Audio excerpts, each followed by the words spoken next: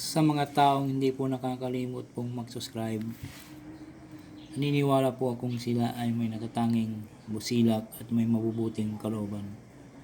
Saan man kayo naroon sa iba't ibang sulok ng mundo, sana kayo ay palaging malakas, malayo sa sakit araw-araw.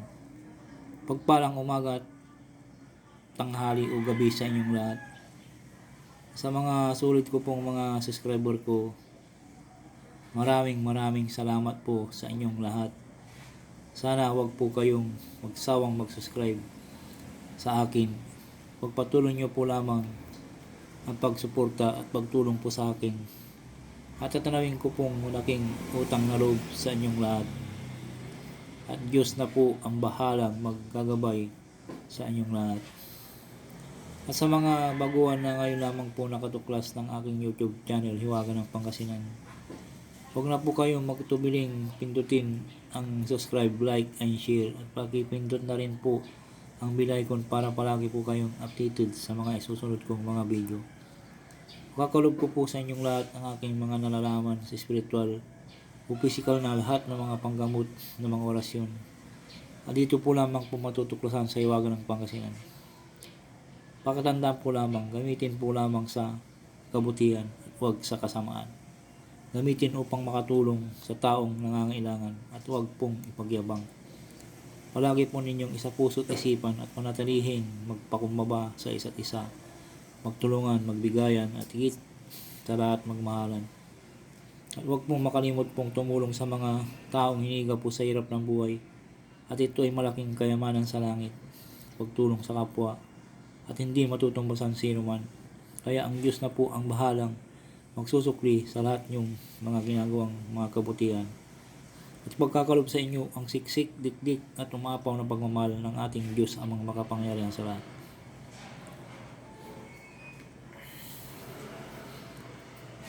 Ang isi-share ko po sa inyo ay yung kapangyarihan panggamutan upang mawala ang appendicitis, Hiwaga ng Pangasinan.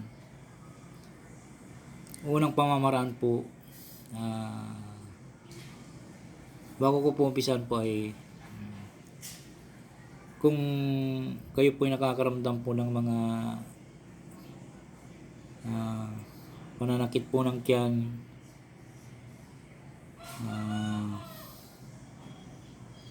yung parang kumakapal po yung tiyan na sumasakit sa bandang kanan po, ay ito bigla po lamang po nakakaramdam po kayo ng ganong kumikirot, sumasakit. Hindi po karaniwang sakit po yung parang kumakapal po yung sa bandang kanan po na tiyan nyo po. At pag di nyo napapansin po yun ay pag kala nyo sakit ng tiyan lang po na parang hindi po natural na sakit ng tiyan. Yung sakit ng tiyan po kasi pag sakit ng tiyan malalaman mo parang siya, parang pinipiga yung tiyan nyo pag sakit ng tiyan. Pero ito ay ibang klase po ito, yung appendicitis na mukha sa atin. Pag nagbabawas ka po sa CR ay sorry po kung may kumakain dyan, babawas ka po sa CR ay hindi ka masakit po yung tiyan nyo. Pag pinilit nyo po ay siguradong puputok po yun pag inilit nyo po na ang pagkakaramdam po ng appendicitis po ay dapat po ay maingatan kaagad, marunasan kaagad. Kasi yung po ay nasubukan ko na rin po, yung bago katapos mo kasing kumain, nakukuha po yung appendicitis sa pagkatapos mo pong kumain. Tapos maglakad-lakad ka, yung parang busog na busog ka pa, tapos maglalakad ka, mabibigla po yung tiyan natin na maalog-alog. Doon po nagpumula yung appendicitis. At saka yung mga buto, mahilig kayo sa mga buto ng bayabas, basta klaseng buto, yung malilit na buto. At palagi po kayong kumakain ng ganun. Yung buto kasi na maliliit po ay pumapasok sa kung natin mga organs po natin sa may bituka. Minsan may pupunta sa may dalawa klase po ang dinadaanan po yung dinadaluyan ng buto po kasi pag yung po ay naiipon po na hindi po siya nakalabas, yung po maiipon na po yung maiipon.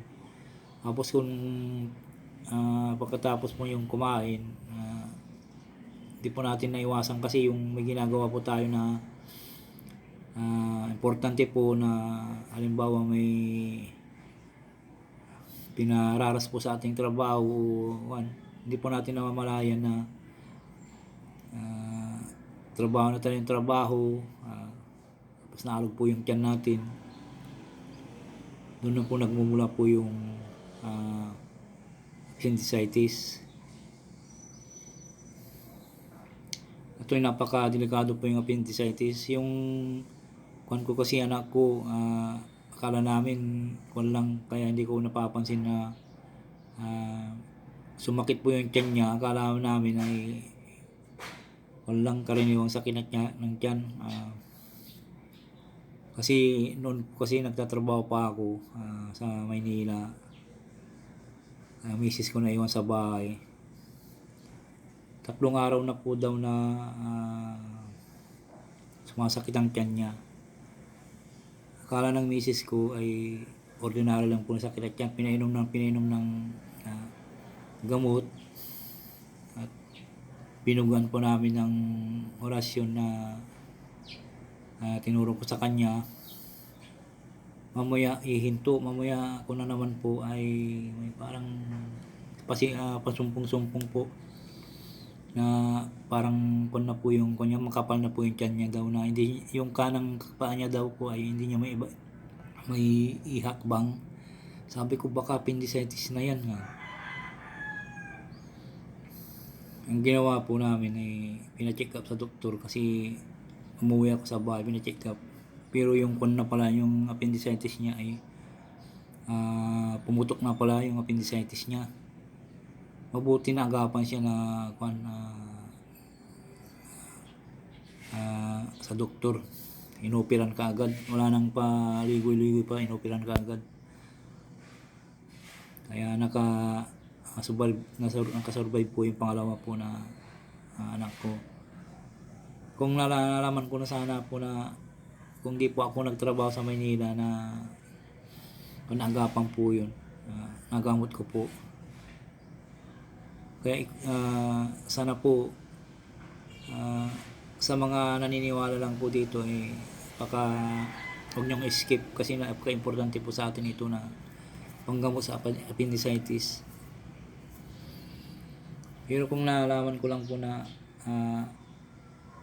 kung halimbawa nandito po ako, nagamot ko po yun na hindi na po pumutok yung kanya appendicitis niya.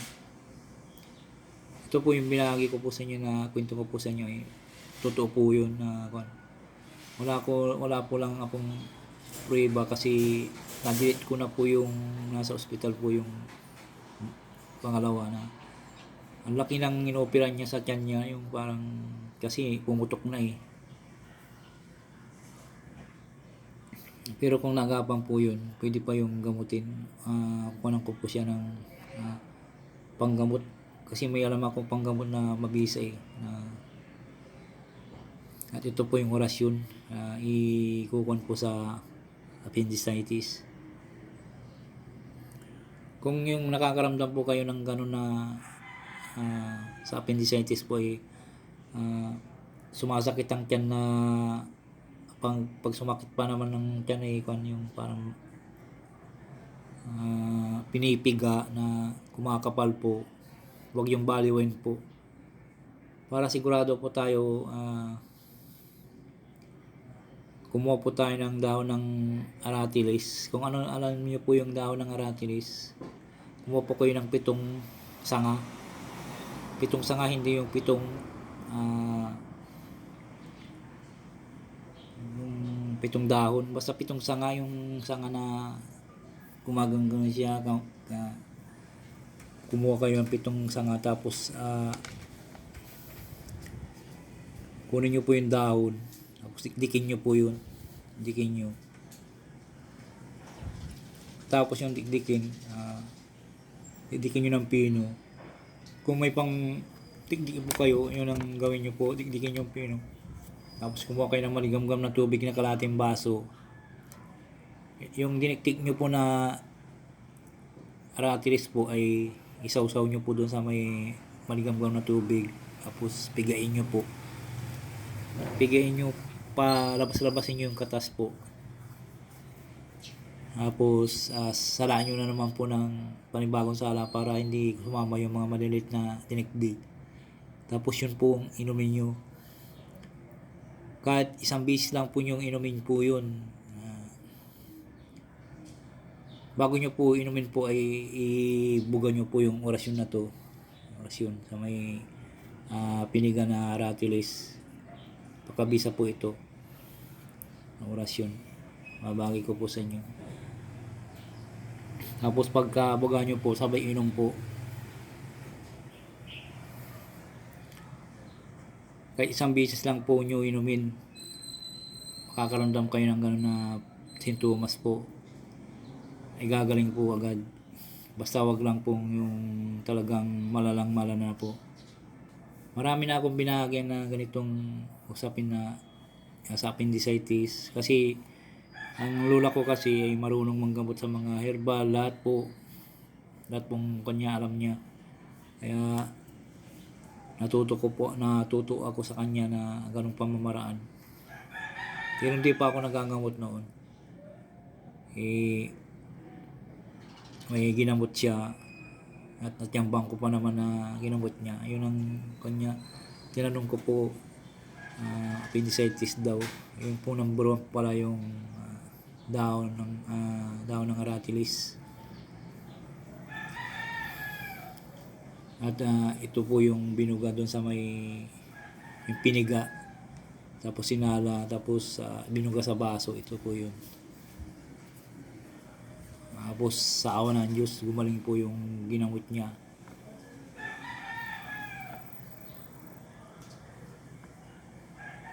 Kaya wag pakatandaan po niyo, ang dahon ng aratilis ay number 1 po sa gamot sa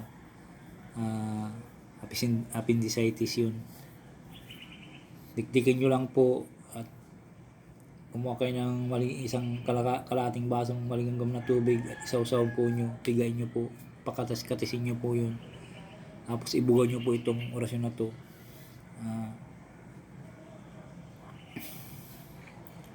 Tapos po pag bunga nyo po sa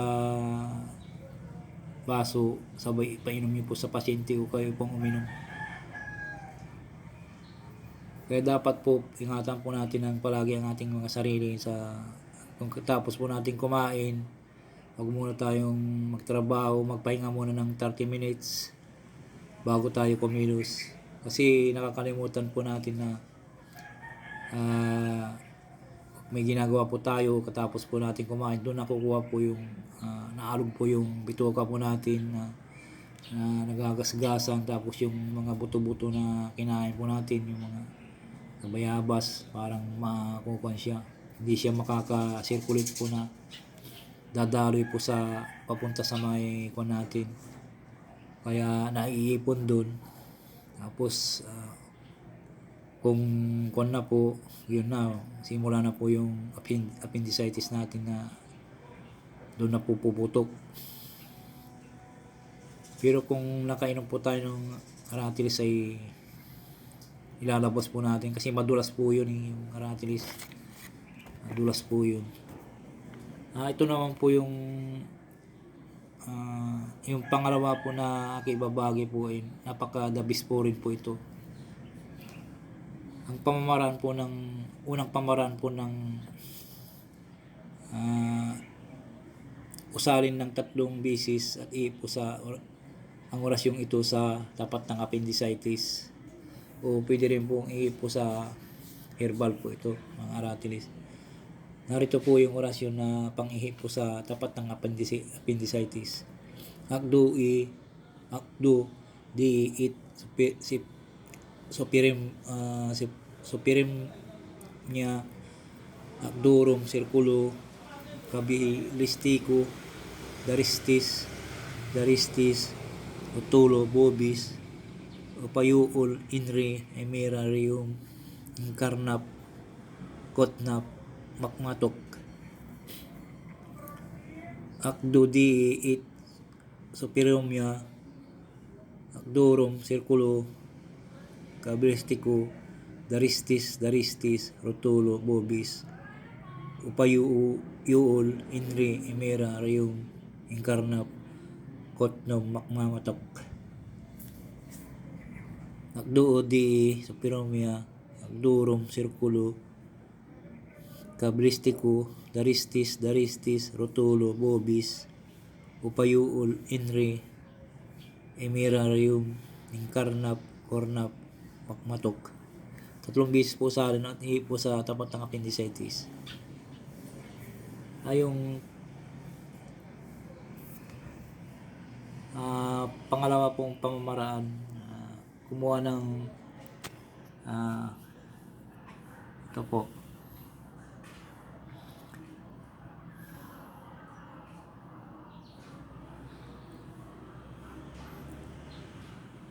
Ang pangalawang pamamaraan po, kumuha ng kupumban o bumili ng kupumban at gumawa po ng sirkulo.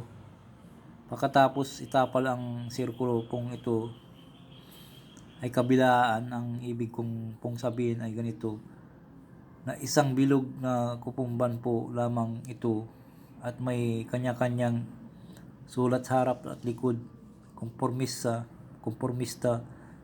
Ang nasa litrato na ang harap po na nitong sirkulo ay siyang nakatapat sa balat o sa tapat ng appendicitis.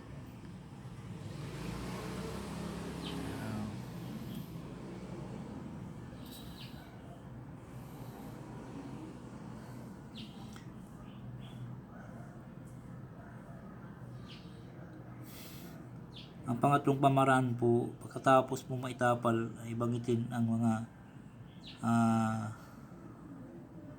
orasyonis at ihip po sa 3 beses sa pinagtapalan.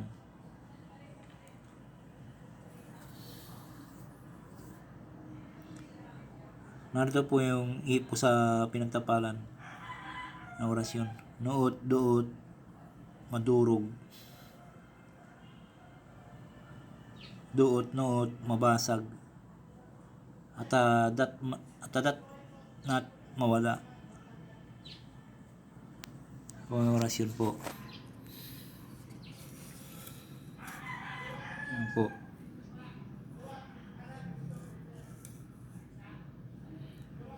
Noot, doot, madurog.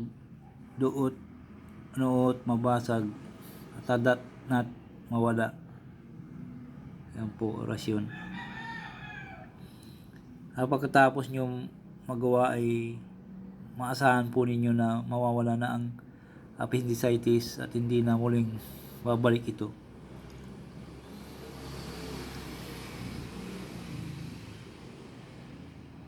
Yun po ang orasyon na ihipo nyo sa sirkulo. Ang sirkulo po ay yung pabilog po.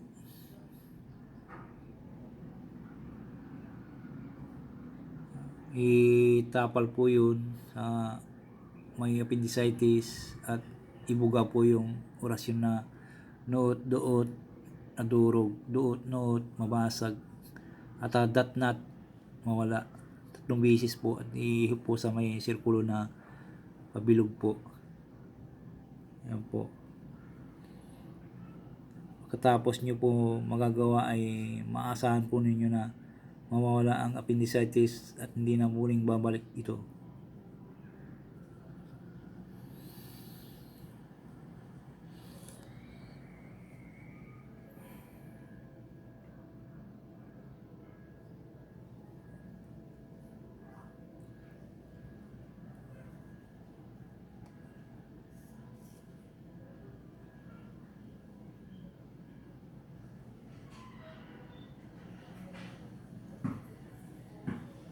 Yan po ang orasyon.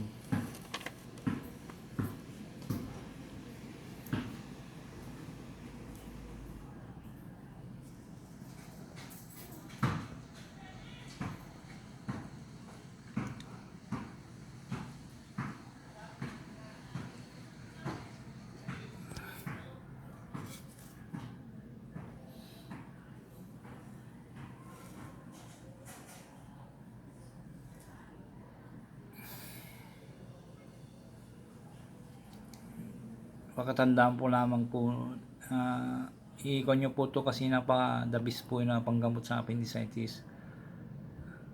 Para hindi na po kayo pupunta sa ospital. Mahirap po naman po pag pumunta ka ospital. Ang laki lang, ang laki po ng bayad po.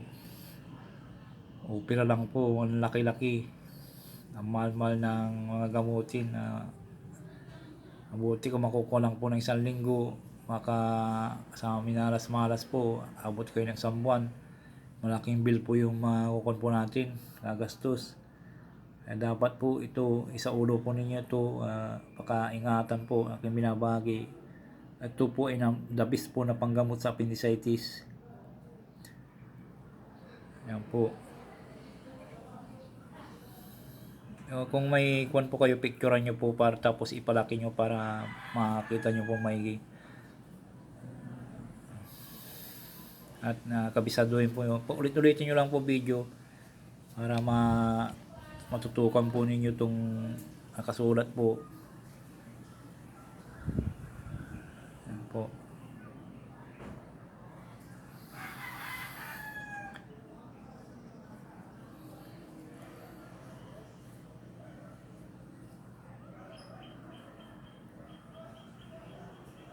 Shout out po muna kay Minitaro Taero, Shirley Oriola from Bicol, Bike Tayo Kabayan, Berlindo Palisok, Brian Nabisti, Junix Bin Nadine, Bin Bonifacio, Chrisley Abugaw, Orchili Trinitron, Angelica Bundok, Geraldo Jimenez, Charita Palma, Luciapel Fight to Win, Ambrosio Magalpo, Raulita Say, Arting Camacho,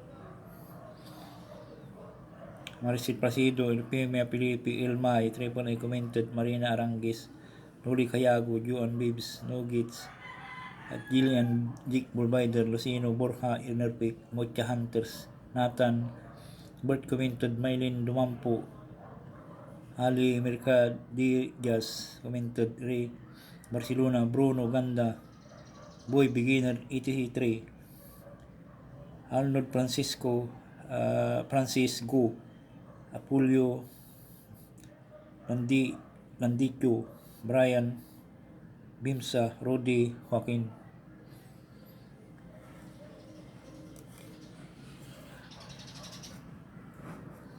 Sana po pakaingatan po ito at huwag pong ipagyabang. Sana po nawain po ninyo. Pasensya na po kayo kung di po kasi marunong mag-edit. Pasensya na po kayo. Kahit na hindi ako marunong mag-edit, ito po yung napakabisa po yung mga binabagi ko mga orasyon. Pasensya muna kayo kung yung mga ibang in-upload ko ay hindi ikukuno po sa inyo. Ulitin ko po yun. Sana po huwag po kayo makalimot pong mag-subscribe, mag-like and share. Pakipindot pa rin po ang bell icon para palagi po kayo dito sa aking susunod na video.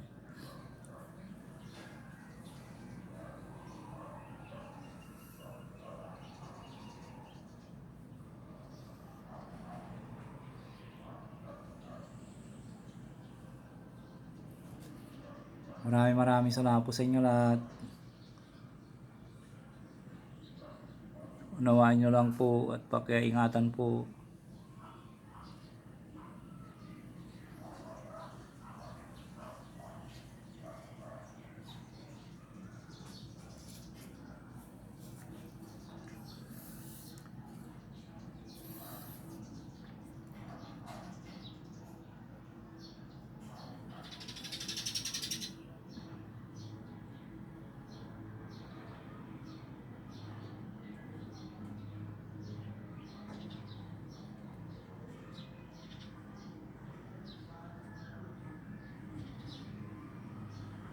Salamat po sa inyo lahat.